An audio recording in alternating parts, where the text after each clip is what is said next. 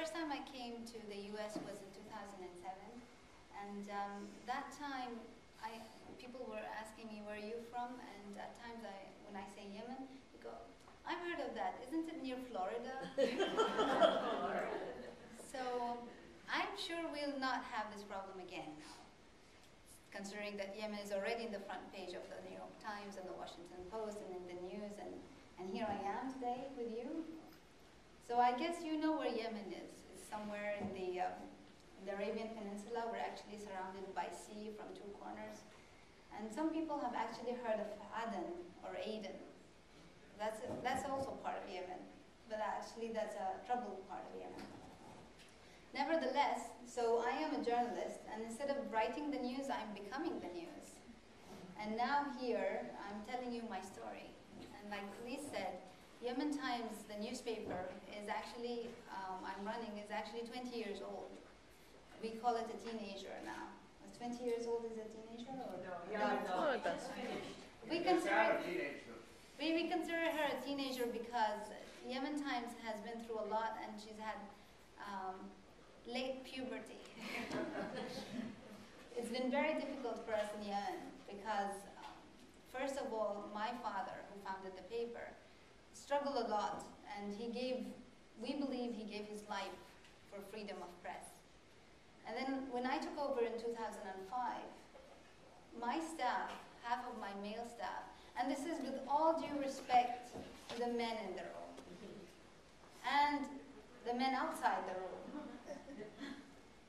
they didn't like it that they had a woman boss.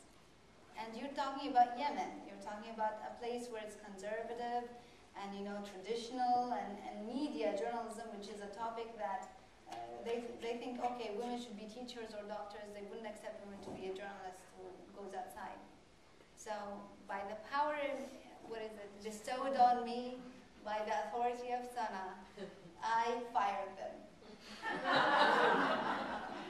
Well, I was empowered because my family owns the paper. But what about all the other women who want to do something, who want to create change, and their families don't own the papers? Or what about the women who are working in civil society?